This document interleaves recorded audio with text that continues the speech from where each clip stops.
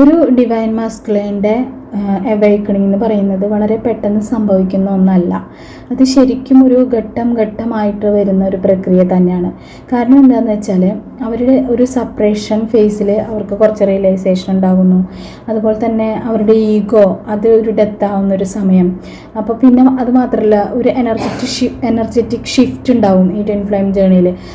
ഇതിൻ്റെ ഒരു first stage എന്ന് പറയുമ്പോൾ ഒരു DMഉം DFഉം അവരുടെ ബന്ധം ആരംഭിക്കുന്ന സമയത്ത് വളരെ ശക്തമായിട്ടുള്ളൊരു ആകർഷണം ഉണ്ടാവുമല്ലോ.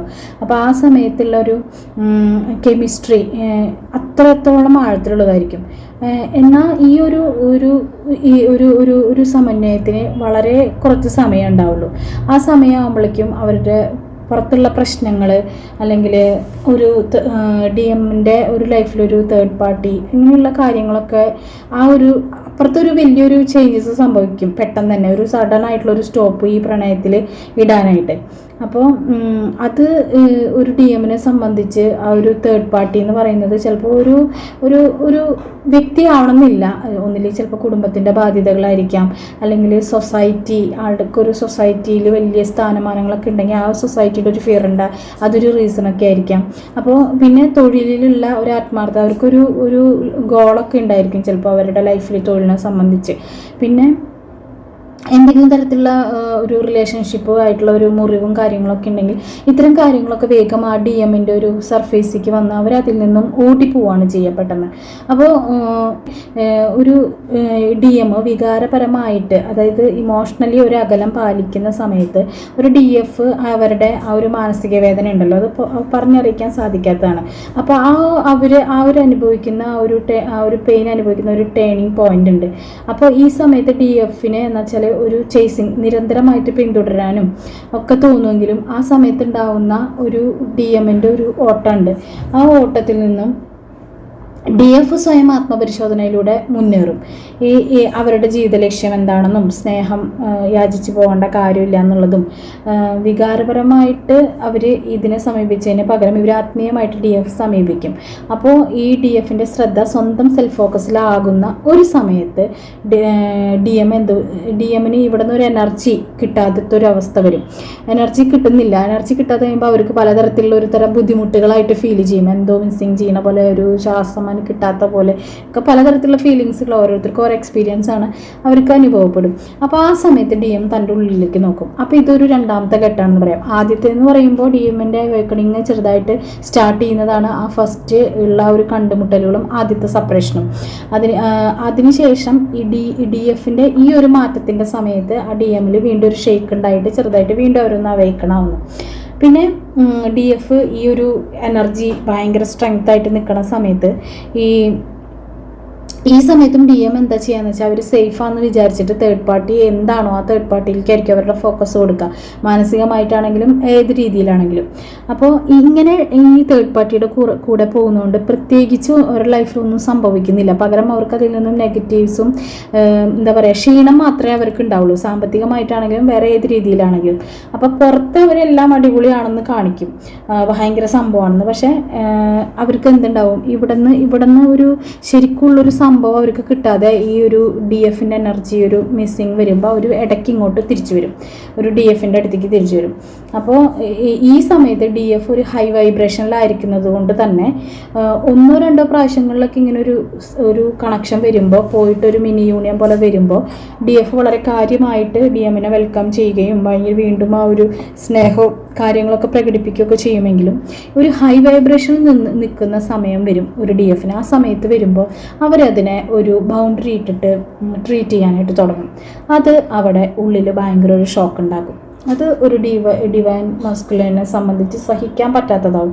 ഒരു നിരാശയിലായി പോകും വല്ലാതെ. ആ സമയത്ത് ഒരു ഡിവൈൻ മസ്കുലൈൻ്റെ മനസ്സിലുണ്ടാകുന്ന ഒരു ഇതിൽ നിന്നും അവർക്കൊരു അവേക്കണിങ് സംഭവിക്കും. അപ്പോൾ അവർ പല കാര്യങ്ങളും ഇങ്ങനെ റിയലൈസ് ചെയ്യും ചെറുതായിട്ട്. അപ്പോൾ ഇതിങ്ങനെയാണ് ഒരു ഘട്ടമായിട്ട് ഒരു ഡിവൈൻ മസ്കുലൈന് സംഭവിക്കുന്ന ഓരോ ഘട്ടങ്ങൾ എന്ന് പറയുന്നത്. അപ്പോൾ അതിൽ DFൻ്റെ പങ്ക് എന്ന് പറയുന്നത് വളരെ വലുതാണ്. ഈ ഒരു ഘട്ടത്തിലാണ് എനർജിയുടെ ഒരു ഷിഫ്റ്റ് സംഭവിക്കുക. ആരാണോ റണ്ണറായിരുന്ന ആ ആൾ ചേസറായി മാറുന്ന ഒരു സിറ്റുവേഷൻ, അത് നോർമലി നമ്മൾ കണ്ടുവരുന്നുണ്ട്. ആ ഒരു റണ്ണർ ചേസർ എന്ന് പറയുന്നത്. അപ്പോൾ ആ DM ചേസറാകുമ്പോൾ എന്താ സംഭവിക്കുക എന്ന് വെച്ചാൽ ഈ ഡി എമ്മിൻ്റെ ഈ ഒരു പ്രവണത, അതായത് ഇങ്ങനെ ഇടയ്ക്കിടയ്ക്ക് ഇങ്ങനെ വരിക, എനർജി സക്കി അല്ലെങ്കിൽ നമ്മുടെ എനർജി ഡ്രെയിൻ ആക്കുന്ന ഈ ഒരു പ്രവണത ഡി എഫിന് താല്പര്യമില്ലാതാകുമ്പോൾ അതിൽ നിന്നും വിട്ടു നിൽക്കാനായിട്ട് ഒരു ഡി എഫ് ശ്രമിക്കും. അപ്പോൾ ഇതിൻ്റെ ഒരു നഷ്ടപ്പെടൽ ഈ ഒരു ഡി എമ്മിന് ഭയങ്കര അസ്വസ്ഥത ഉണ്ടാക്കും. അപ്പോൾ ഈ താൽക്കാലികമായിട്ടുള്ള ഈ ഒരു മടങ്ങി വരലും അതിപ്പോൾ അതിനുണ്ടാകുന്ന ഒരു അകൽച്ച, ഇതെനിക്കിനി സഹിക്കാൻ പറ്റില്ല. പൂർണ്ണമായിട്ടും ഒരു സമത്വമായിട്ടുള്ളൊരു രീതിയിൽ, നല്ലൊരു രീതിയിൽ ഡി എഫിനെ ട്രീറ്റ് ചെയ്യണം, ഒരു കമ്മിറ്റ്മെൻറ്റിൻ്റെ അടുത്തെങ്കിലും എനിക്ക് അവൾക്ക് കൊടുക്കാൻ സാധിക്കണം എന്നുള്ളൊരു ഇത് വരും. ശരിക്കും ഇവിടെ ഡി എഫ് സ്വന്തം അഭിമാനം നിലനിർത്തിക്കൊണ്ട് ഡി എഫിനാണ് പ്രാധാന്യം കൊടുക്കുക. അപ്പോൾ ഈ ഒരു താൻ കാണിച്ചുകൊണ്ടിരിക്കുന്നത് ഒരു ഉത്തരവാദിത്തമില്ലാത്ത ഒരു എനർജിയാണ് എന്നുള്ളത് ഈ ഡി എം തിരിച്ചറിയാണ് ചെയ്യുന്നത്. ഡി എമ്മിൻ്റെ അവൈക്കണിങ് പലപ്പോഴും ഒരു ഷോക്ക് മുഖേനയാണ്. അപ്പോൾ ഡി എഫിൻ്റെ അടുത്തുനിന്ന് ഈ ഒരു ഷോക്ക് കിട്ടുന്നത്, അപ്പോൾ ഈ ഒരു എനർജി ഷിഫ്റ്റിംഗ് സംഭവിച്ചല്ലോ, അപ്പോൾ അതും ഒരു അവൈക്കണിങ്ങിൻ്റെ ഒരു സ്റ്റേജസ് ആണ്. അതുപോലെ തന്നെ ഈ ഷോക്കിലൂടെയാണ് ഈ ഡി എംസിന് പലപ്പോഴും ഈ ഒരു അവൈക്കണിങ്ങിലേക്കുള്ള ഒരു പുള്ളി വരിക. അത് കൂടുതലും ഡി എഫിനേക്കാൾ കൂടുതൽ അത് തേർഡ് പാർട്ടീസിൽ നിന്ന് കിട്ടുക. കാരണം സോഷ്യലായിട്ടുള്ള കാര്യങ്ങളിൽ ഇടപെടുക, വലിയൊരു സർക്കിളിലായിരിക്കും ഡി എം എപ്പോഴും ഉണ്ടായിരിക്കുക. അപ്പോൾ തേർഡ് പാർട്ടി എപ്പോഴും നിരാശപ്പെടുത്തുന്ന കാര്യങ്ങൾ മാത്രമേ ശരിക്കും ഫൈനലി ഉണ്ടാവുള്ളൂ.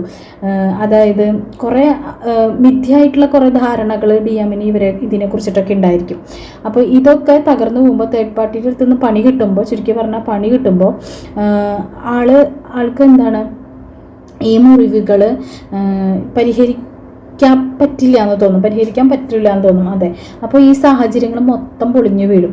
അപ്പോൾ എന്താണ്, ഈഗോ അവിടെ ബ്രേക്ക് ഡൗൺ ആവുന്ന ഒരു സ്റ്റേജ് വരാണ്. അപ്പോൾ ഈ ഈഗോ ബ്രേക്ക് ഡൗൺ ആകുമ്പോൾ ആൾ മൊത്തത്തിൽ ദുർബലമായി പോകും.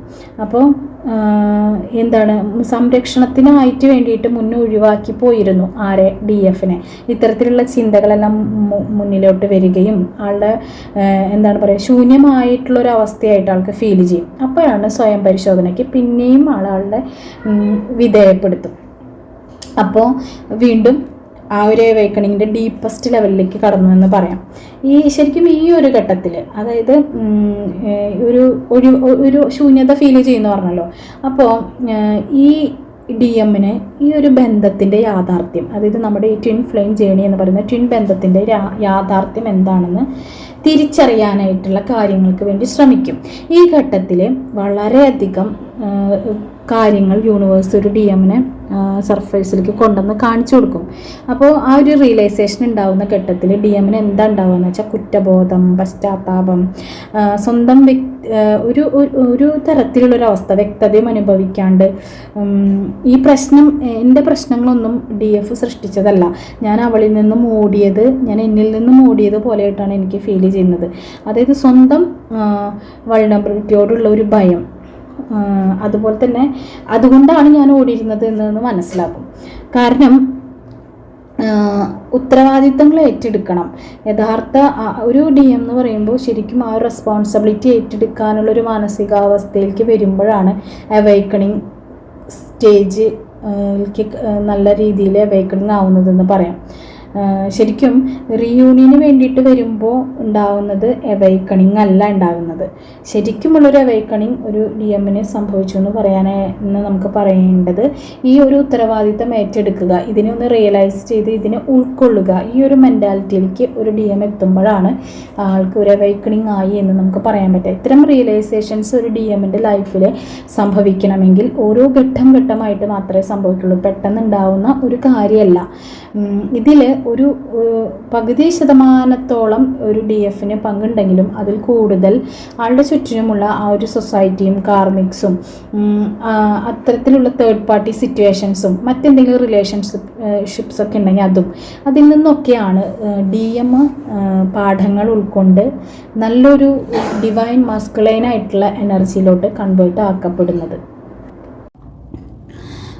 ഡി എമ്മിൻ്റെ അവേക്കണിങ് അത്രത്തോളം ഭയങ്കര പെയിൻഫുള്ളാണ് എന്ന് പറഞ്ഞല്ലോ.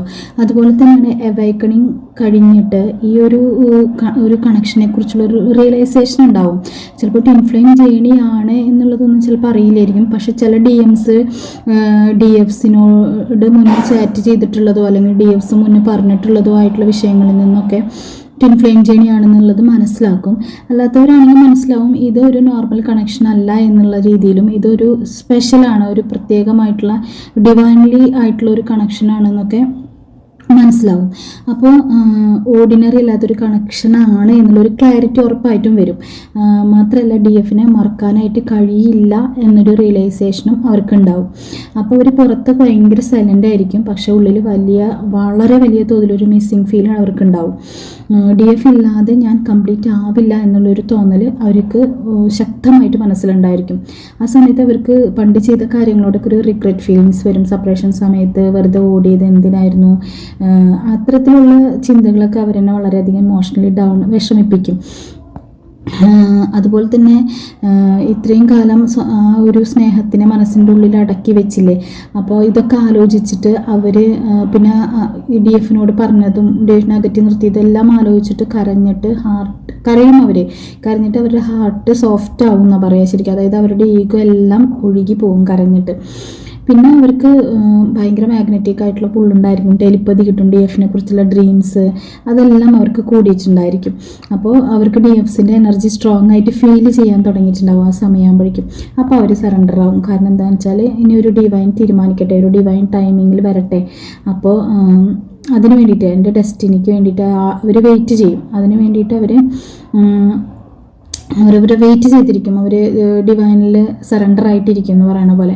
ആ സമയമാകുമ്പോഴേക്കും ഉണ്ടാകുന്ന മാറ്റം എന്ന് പറയുമ്പോൾ കരിയറിലൊക്കെ നല്ല അടിപൊളി സ്റ്റെബിലിറ്റി ആയിട്ടുണ്ടാവും. ഭയങ്കരമായിട്ട് ഇമോഷണൽ മെച്യൂർഡ് ആയിട്ടുണ്ടായിരിക്കും. പണ്ടൊരു ചൈൽഡിഷ് ബിഹേവിങ് ഒക്കെ ആയിരുന്നു എന്നുണ്ടെങ്കിൽ വളരെയധികം ഇമോഷണൽ മെച്യൂരിറ്റി ഒക്കെ വന്നിട്ടുണ്ടായിരിക്കും. കാരണം അവർ സെൽഫായിട്ട് ഭയങ്കര ചേഞ്ചസ് വന്നിട്ടുണ്ടായിരിക്കും. അവരുടെ പഴയ ഡിസിഷൻസും പഴയ രീതികളെല്ലാം മാറിയിട്ടുണ്ടായിരിക്കും. അപ്പോൾ അവർ ഡി എഫ്സിൻ്റെ ആ ഒരു റേഞ്ചിലേക്ക് എത്താനായിട്ടുള്ള എല്ലാ വിധത്തിലുള്ള കാര്യങ്ങളും അവർ കോൺഷ്യസ്ലി അൺകോൺഷ്യസ്ലി ഒക്കെ ചെയ്യാനായിട്ട് തുടങ്ങും. അവരും ആ ഒരു ഡിവൈൻ ടൈമിങ്ങിന് വേണ്ടിയിട്ട് വെയിറ്റ് ചെയ്യുന്നുള്ളതാണ്. അപ്പോൾ ഒരിക്കലും നമ്മൾ വിചാരിക്കുന്നത് പോലെ ഒരു ഡി എമ്മിൻ്റെ ഒരു അവേക്കണിങ് എന്ന് പറയുന്നത് അത്ര സിമ്പിളായിട്ടുള്ളൊരു പ്രോസസ്സല്ല എന്നുള്ളതാണ്. അപ്പോൾ ഇത്രയാണ് ഡിവൈൻ മസ്കുലൈൻ്റെ അവേക്കണിങ്ങിനെ കുറിച്ചിട്ട് പറയാനുള്ളത്. Thank you universe, thank you divine.